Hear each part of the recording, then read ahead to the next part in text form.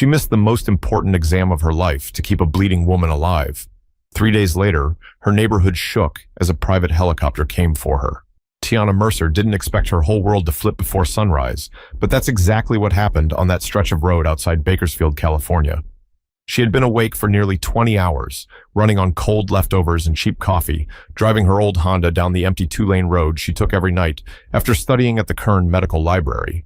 Her eyes were heavy, but her mind was full of medical flashcards she'd reviewed again and again, hoping they'd stick long enough for the exam she had in the morning. She kept the window slightly open, just to stay alert. The night air rushed in, brushing against her face and making her blink a few extra times. She whispered to herself, "Come on, Tiana. Just a few more minutes. You've done harder things." But right as she rounded a curve, her headlights caught something that didn't belong on that quiet road. A car, not parked, not pulled over, but smashed into a guardrail with the driver's door half open. Tiana's foot hit the brake before she even processed what she was doing. Her tires screeched and her heart started pounding in a way that snapped the exhaustion right out of her body. She grabbed her phone, shoved open her door, and jogged toward the crashed vehicle. "Hello?" she called out. "Can you hear me?" Her voice echoed more than she expected. That scared her. She stepped closer, and that's when she saw the blood. Thick streaks across the inside of the windshield, glass scattered across the seat and the pavement. The metallic smell hit her first, sharp and cold. Someone was inside. Tiana leaned in and saw a woman slumped forward, her blonde hair tangled with bits of glass, her breathing uneven. She whispered, "Ma'am, can you hear me?" The woman stirred just enough to let out a soft, painful sound. Tiana's training took over. She reached in gently, checking for responsiveness, trying to assess her injuries in the dim glow of her headlights. Even with the limited light, she recognized the signs: head trauma, possible concussion, maybe worse. The deep cut across the woman's temple was still dripping, running along her cheek and into her collar. "Stay with me," Tiana said. "I'm going to help you, okay?" The woman blinked slowly. "Please, don't leave me," she whispered, barely audible. "I'm not going anywhere," Tiana said softly. "I promise." She grabbed her phone and called 911, giving her location as clearly as she could despite her shaking hands. She kept talking to the woman, trying to keep her awake, asking simple questions, anything to gauge her awareness. "What's your name?" Tiana asked. The woman took a moment, her lips trembling. "Renee Harrington." That last name hit Tiana like a jolt. Harrington?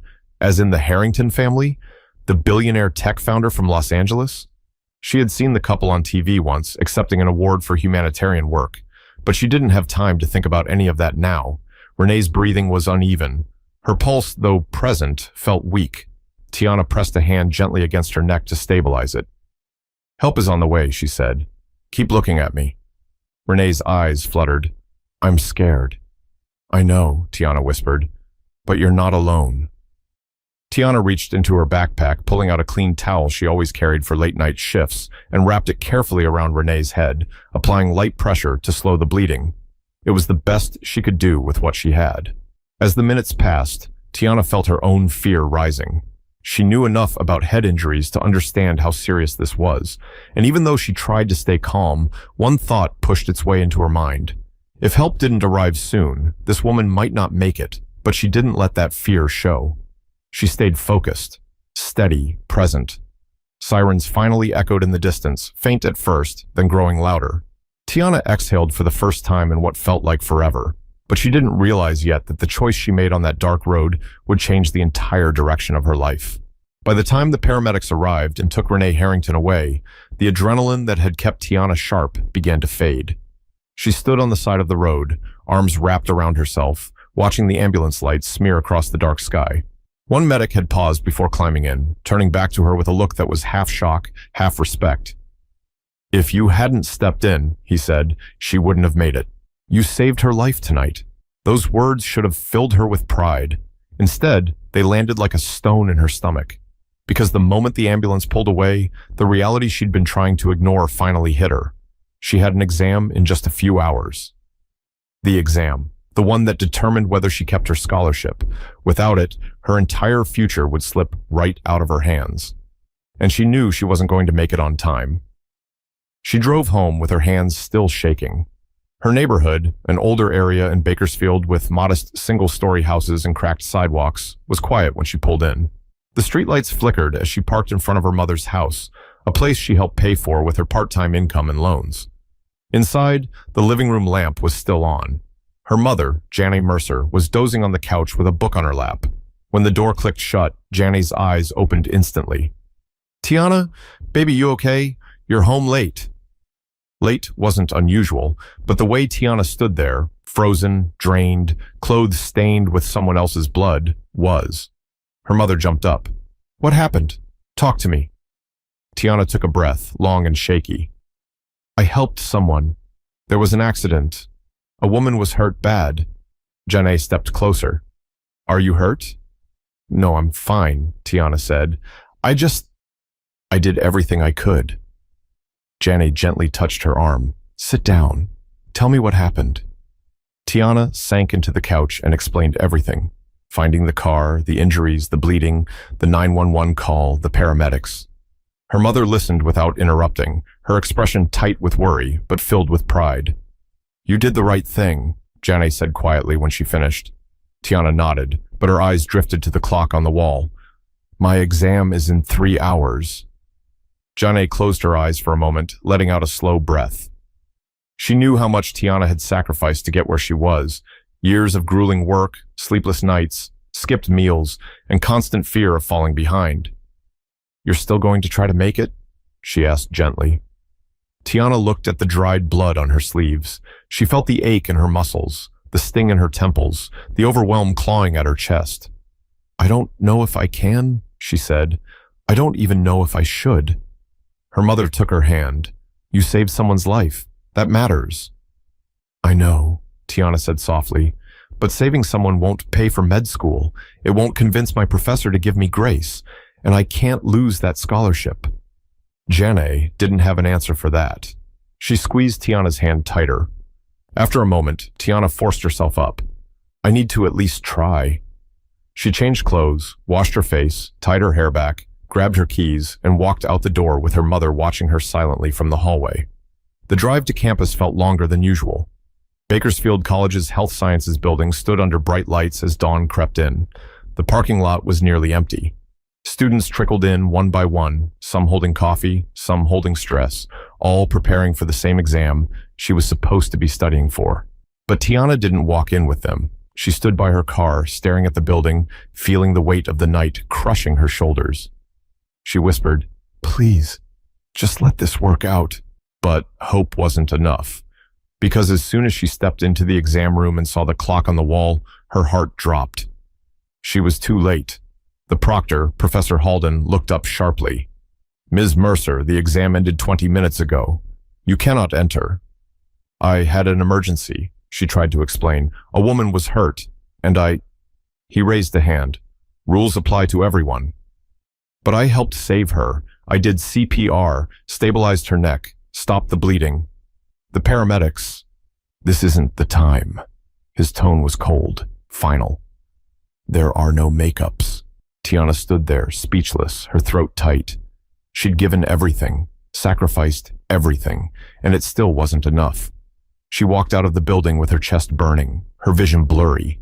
She wanted to scream, cry, collapse. But she didn't do any of that. She just walked to her car, sat behind the wheel, and stared at the dashboard. Her world felt like it was collapsing in slow motion. But she didn't know that someone else was fighting for their life in a hospital bed, thinking about the young woman who refused to leave her side. The morning after the exam disaster felt heavier than usual. Tiana woke up with a tightness in her chest, the kind that made it hard to take a full breath. She lay staring at the ceiling of her small bedroom, replaying the night again and again. The smashed car, the blood, the frantic pressure she applied to Renee's head, the cold refusal from Professor Halden.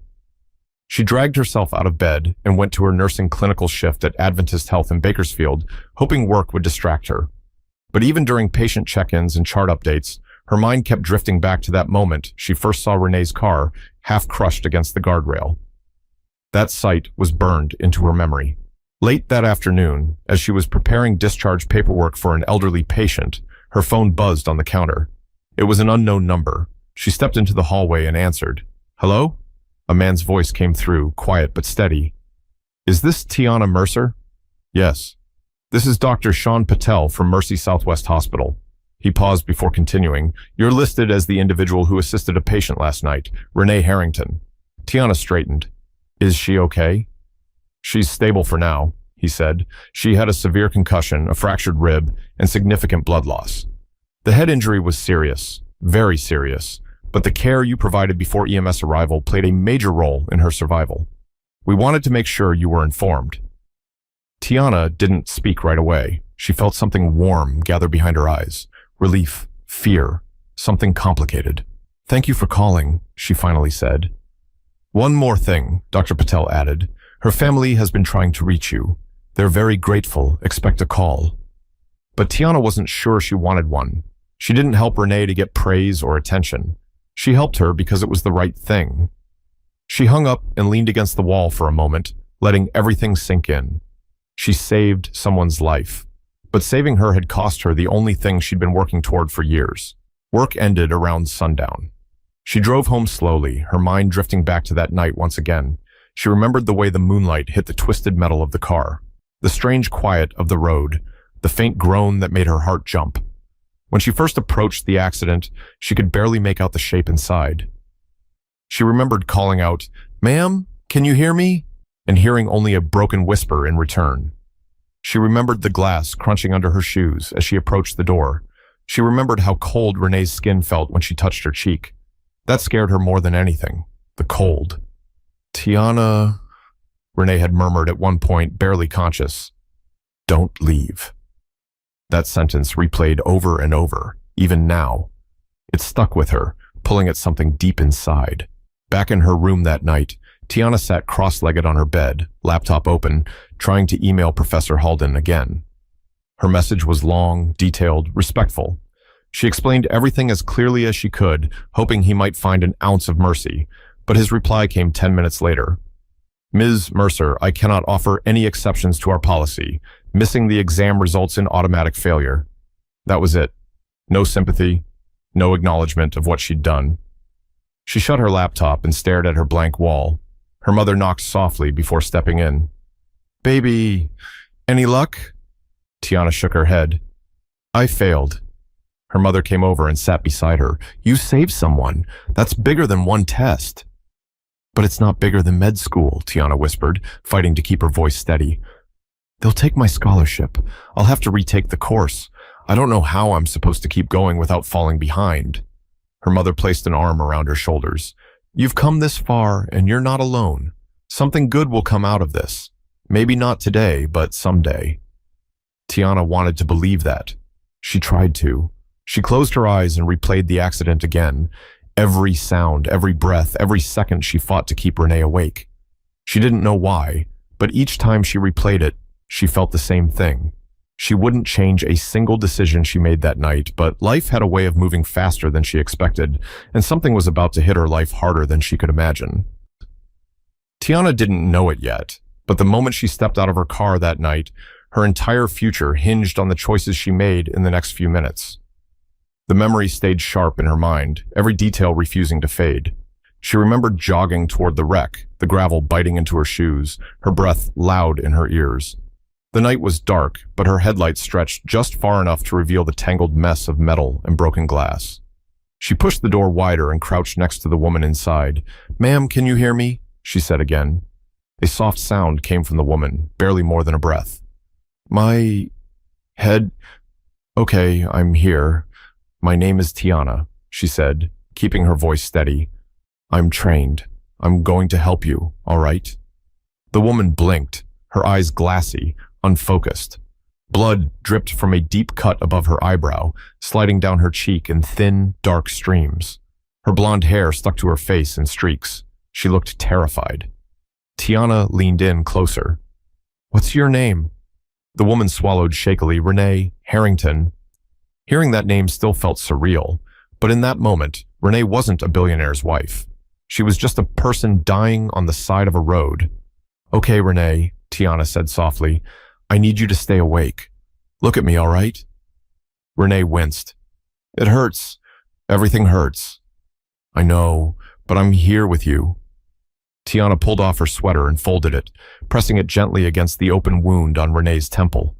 The blood soaked through fast, too fast. She needed more pressure, but not too much. Head injuries were dangerous. Can you move your fingers for me? She asked. Renee tried. Her hand twitched weakly. Good, good. That's helpful. Tiana's breathing stayed even, but inside, panic pushed at the edges of her control. She forced herself to stay focused. She checked for any airway obstruction, making sure Renee was swallowing without difficulty. She monitored her breathing shallow. Renee, stay with me, okay? Tiana said again. Renee's voice wavered.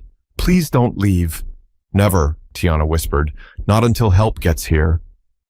Suddenly, Renee flinched and groaned. Her eyes rolled slightly, then drifted closed. No, no, no, Tiana whispered, shaking her shoulder carefully. Renee, open your eyes. Look at me, talk to me.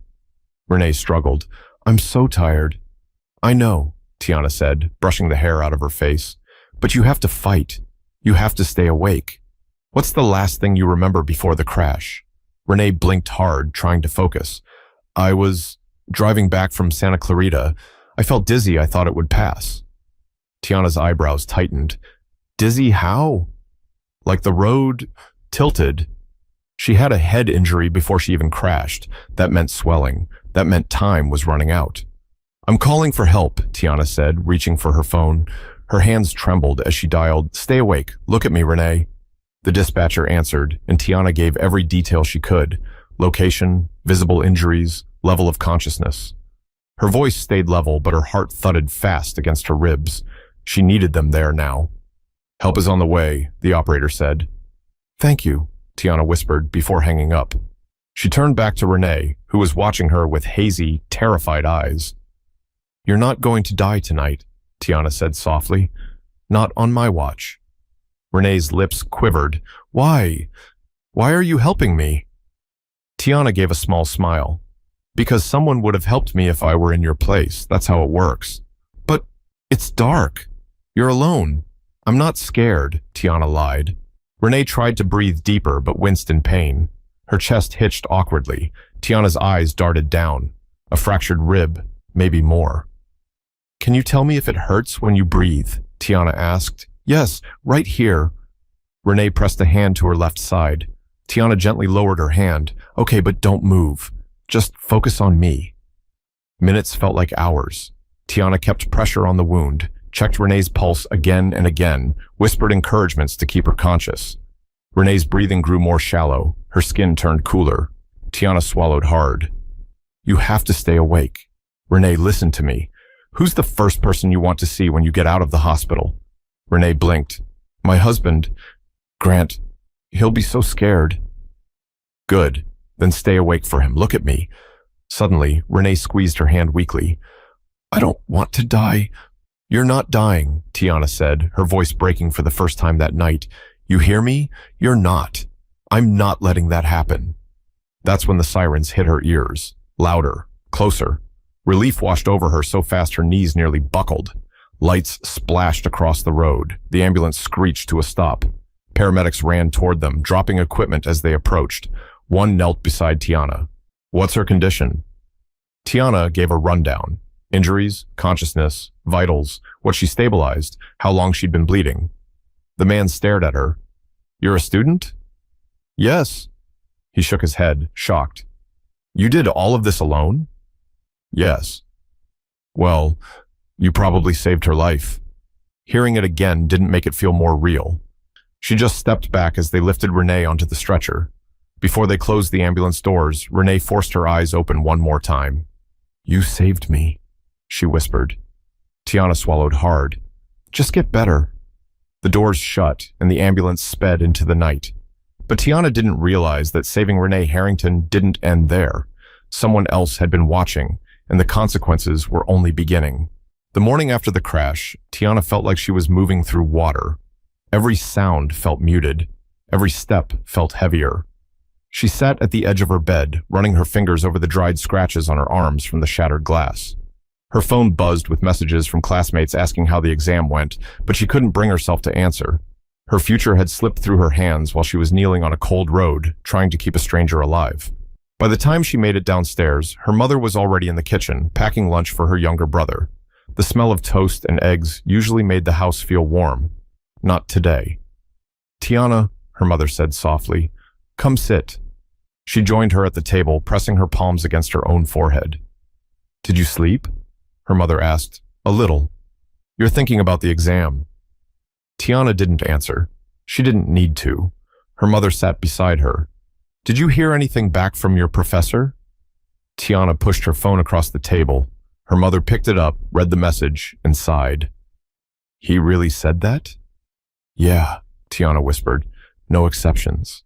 Her mother placed the phone down gently, almost as if dropping it too hard might make the situation worse. "I'm sorry, baby. I keep thinking—" Tiana's voice wavered. "What if I had just driven past? What if someone else had stopped? I could have made it on time. I could have saved my future." Her mother took her hand. "But that's not who you are. You help people, even when it costs you." Tiana looked at her, tired, heartbroken, still trying to believe this wasn't the end. "I don't know what to do now," she whispered. Before her mother could answer, her phone rang again. This time, it wasn't a local number. It wasn't the hospital, either. It was an unfamiliar area code from Los Angeles. She froze. "Answer it," her mother said. Tiana took a breath and pressed the green button. "Hello?" A man's voice came through, this time controlled, but full of weight. "Is this Ms. Tiana Mercer?" "Yes." "Who's calling?" "This is Grant Harrington." Her stomach dropped. "The husband of—" "I know who you are," she said quietly. There was a pause on his end. Then, "I wanted to personally thank you for saving my wife's life." Tiana gripped the edge of the table. She could hear beeping machines in the background, the unmistakable sounds of a hospital room. How is she?" Tiana asked. "She's stable," Grant said. "Doctors told me she wouldn't be alive if you hadn't done what you did. I've been trying to find your address, your school, anything. I want to meet you." "You don't have to." "Yes," he cut in, "I do." Tiana swallowed. "I'm glad she's okay. That's all that matters." Grant let out a shaky breath. "I want to repay you." "That's not necessary." "It is to me," he insisted. "Please, let me do something." Tiana hesitated. "I really didn't do it for money." "I understand, but at least let me speak with you." She didn't know what to say. She didn't even know what she wanted. "I'll call you again tomorrow," he said. "Please keep your phone close." The call ended. Her mother stared at her. "Was that—" "Yes," Tiana said softly. "It was him." Her mother exhaled. "Baby, maybe this is the good thing that was supposed to come out of it." Tiana wanted to believe that she really did, but she still had to face the reality. She failed the course. She risked losing her scholarship. She might have to work twice as many hours to make up for it. Her dreams felt more fragile than ever. That night, lying in her bed, she opened her laptop and stared at the scholarship conditions. Missing the exam meant failing the class. Failing the class meant a review she'd most likely lose. She closed the laptop and buried her face into her hands. She did the right thing. But doing the right thing didn't protect her from the consequences. But she didn't know that while she was lying awake worrying about bills and classes, someone else was planning something far bigger than a simple thank you. The next 2 days pushed Tiana harder than she thought her heart could handle. At work, she tried to stay focused, but her mind kept drifting. Every time she checked a patient's vitals or entered notes into the charting system, she wondered how her own life had slipped into this strange, painful limbo. One moment, she was a med student fighting to keep her future intact. The next, she was the reason a billionaire's wife was still breathing. But none of it made the emails from her academic advisor any easier to read. By the time her shift ended that evening, she had received a final notice. Her scholarship committee would meet in 10 days to determine whether she could remain in the program. 10 days to come up with a miracle. She drove home slowly, headlights brushing against familiar houses. Kids played basketball in a driveway. A dog barked behind a fence. The world kept moving like nothing had happened. Inside the house, her younger brother, Zayden, was sprawled on the couch playing a video game. He looked up briefly. "Hey, T, Mom said to tell you dinner's in the fridge." "Thanks," she said. He paused the game and turned toward her. You look tired. I am. Zayden studied her for a moment. You're gonna be all right, you know? You always figure stuff out. His words were innocent, but they pierced her. She tried to smile. I'm working on it. She went to the kitchen, took out the container, and sat at the table. She wasn't really hungry, but she forced herself to eat. She needed something in her system, anything to make her feel grounded. Her mother joined her a few minutes later, sitting across from her with a cup of tea. You heard anything from that man again? She asked. No, not yet. He said he would call. Tiana shrugged. Maybe he's busy. He's got a wife in recovery. And a whole world of resources, her mother said quietly. People like him don't forget things like this. Tiana didn't reply. She wanted to believe him. She wanted to believe something good was coming, but she had been let down enough times to know better than to hang her future on hope. Later that night, she went outside to clear her head. The air was cool, and the neighborhood was quiet. She sat on the small porch step, pulling her knees up to her chest. Her phone buzzed. An unknown number again. She answered quickly. Hello? A woman's voice this time, soft but steady. Is this Tiana Mercer? Yes. This is Renee. Renee Harrington. Tiana's breath caught. Oh, hi. I'm glad you're awake. I'm glad you're talking. I wanted to call sooner, Renee said, her voice slightly weak. But they had me doped up on pain medication. My husband told me how you stayed with me, how you kept me awake, how you didn't leave. I just did what I could. You did more than that, Renee said. You saved my life. Tiana didn't know how to respond. Silence stretched for a moment. Then Renee added, and my husband and I want to meet you. Both of us. Oh, Tiana said. I don't know if... Please, Renee cut in. I need to thank you properly. We owe you more than words. Tiana swallowed. Let me think about it. Of course, Renee said gently. But Tiana, don't think too long. They ended the call, and Tiana sat staring into the dark, her hand trembling slightly. Her mother stepped outside. Who called? Renee. And? She wants to meet. Her mother's eyes lit up with something that looked like hope, real hope. Baby, that could be important.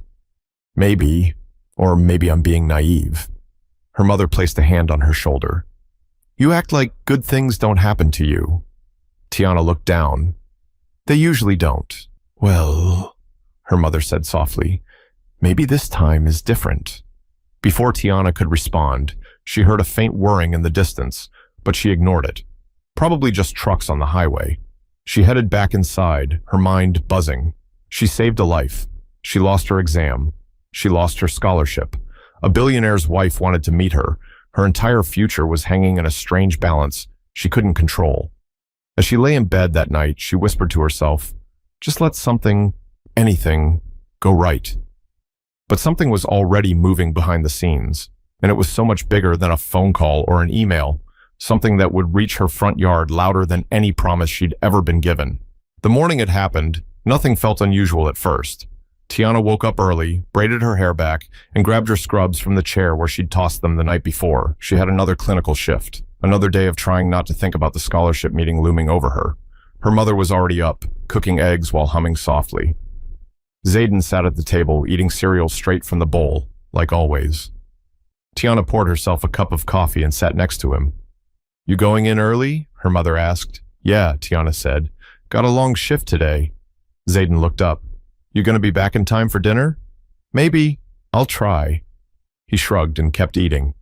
It was all normal, comfortably normal, almost like her life wasn't hanging by a thread. She grabbed her bag and headed outside.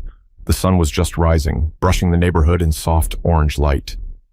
She unlocked her car, opened the door, and that's when she heard it.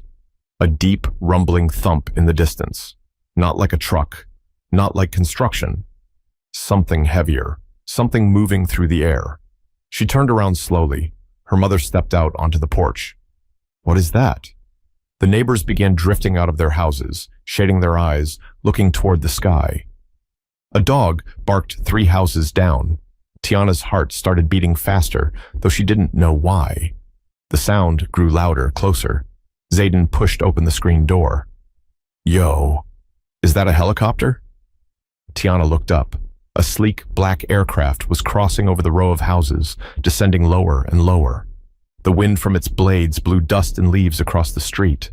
A few people backed up onto their lawns, gripping railings or pulling children back from the sidewalk. Her mother's voice trembled. "Lord, what in the world?" The helicopter angled itself toward the empty lot behind their house, the one the kids used to ride bikes through, the one with nothing in it but dry grass. It hovered for a moment, then it landed, right there, behind Tiana's backyard. The force of the wind made her hair whip across her face. Zayden covered his eyes. Neighbors gasped, murmuring, "What's going on? Whose house is that for? What happened?" Tiana stepped backward until her back hit her car. The helicopter door slid open. A man stepped out first. Tall, dressed in a tailored coat, hair pushed back neatly despite the wind. He wore sunglasses, but she could feel his focus on her from yards away. Grant Harrington. Her stomach tightened. Then another figure stepped out, slowly, carefully. A woman, leaning on a cane, her blonde hair pulled into a low ponytail, a white bandage wrapped around her head. She held onto the railing as she made her way down. Renee. Tiana couldn't move.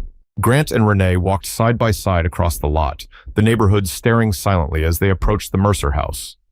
Renee's cane pressed into the ground with every step, her breath measured but steady. Grant stayed close in case she stumbled.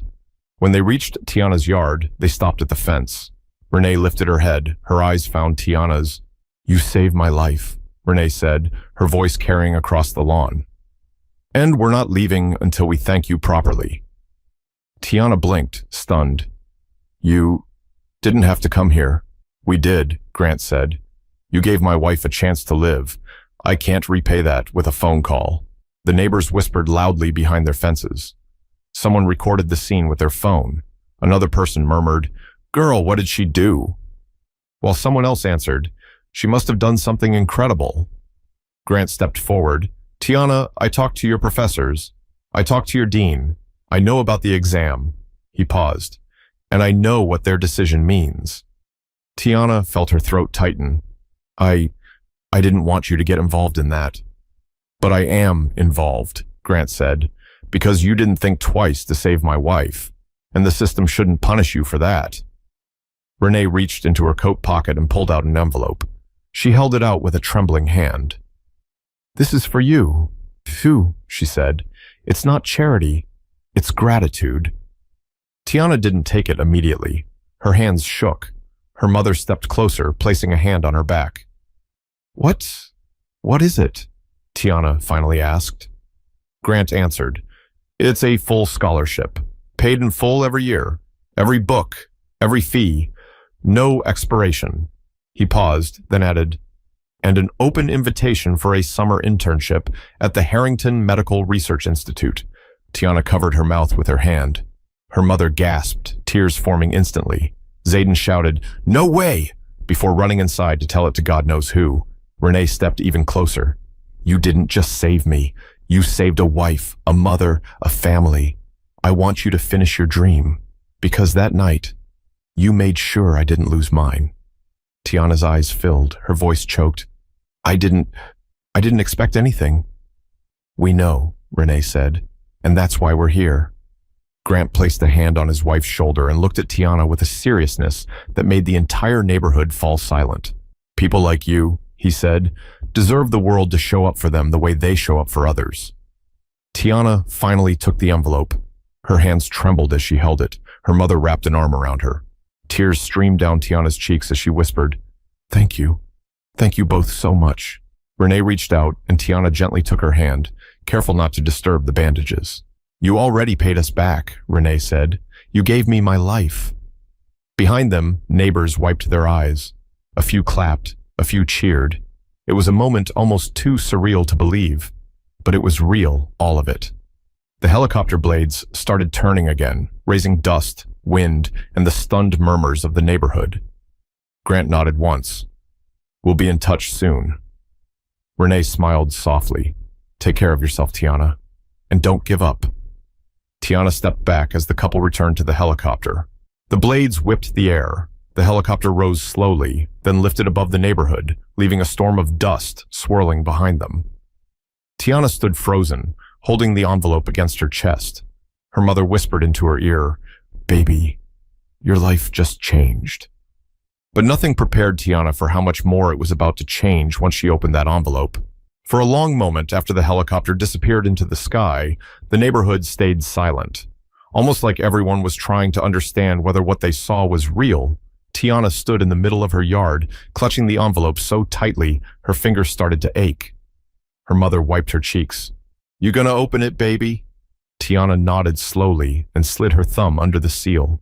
The paper tore with a soft sound that carried more weight than any exam she'd ever taken. She unfolded the documents inside, her eyes scanning the first page, and then it hit her. Her entire tuition, covered. Textbooks, covered. Clinical fees, covered. Supplies, lab coats, everything she would ever need for medical school, covered.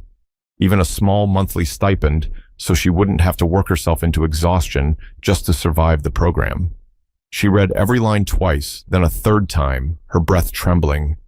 "This can't be real," she whispered. Her mother stepped closer. "It's real, baby. It's right there." They meant every word. Tiana felt her throat tighten again as she whispered, I don't have to drop out. I don't have to retake the year. I don't have to lose everything I worked for." Zayden ran from the house yelling, "Tiana's rich. She's rich," which made a few neighbors laugh, but she didn't even hear them. She was too busy crying into her mother's chest. "I thought it was over," she said. "I thought I ruined my future." Her mother kissed her forehead. "No, you saved someone, and the world remembered." They walked inside together, the envelope held safely in Tiana's hands.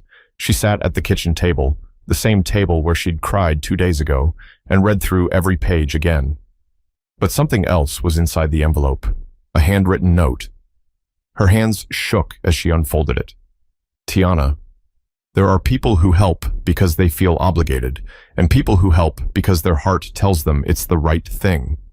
You are the second kind. People like you deserve every door to open. Thank you for giving me a chance to see my family again. With all my gratitude, Renee Harrington." Tiana pressed the note against her chest, tears falling again. Her mother sat across from her, smiling proudly. "What did the letter say?" "She thanked me," Tiana whispered, "but she didn't need to." Her mother reached for her hand. "Baby, maybe you needed to hear it." Tiana didn't argue. For the first time in days, she felt her chest loosen. The fear that had been holding her hostage slowly let go. Hours later, after things calmed down and neighbors finally drifted back to their homes, Tiana stepped outside again. She sat on her porch, watching the sun drop low behind the rooftops. Her phone buzzed with a new message, a text from an unknown number. "Thank you again, Tiana. The internship paperwork will be sent to your dean tomorrow. Rest tonight. You've earned it. Grant." She smiled softly. For the first time in a long time, she felt seen. Not as a student fighting for grades, not as a daughter trying to keep the bills paid, not as someone who always had to be strong even when she felt weak, but as someone who made a difference. Someone who mattered. Her mother opened the screen door. "You coming inside?" "In a minute," Tiana said. She leaned back, letting the cool air touch her face. She thought about everything she had gone through the past few days. The pressure, the fear, the moment she chose to stop her car on that dark road. A small choice. One moment, one act of compassion. And it changed everything. She whispered to herself, maybe helping people really is who I'm meant to be." The porch light flickered on cars passed in the distance. Kids called to each other from the next street over. Life moved on. Except this time, it looked different. This time, Tiana could finally breathe. And this time, her dream of becoming a doctor wasn't slipping away. It was beginning. In life, many people believe doing the right thing only matters when it's convenient. But Tiana learned something different. When you do good without expecting anything in return, you still change the world. Sometimes in ways you never imagined. Helping someone might cost you time. It might cost you comfort. It might even cost you opportunities. But it never costs you your purpose. And sometimes, when you least expect it, the good you put out comes back to you louder than the pain you carried. If this story touched you, share it with someone who needs a reminder that kindness matters, even when nobody is watching. And remember, one act of compassion can change a life, maybe even your own.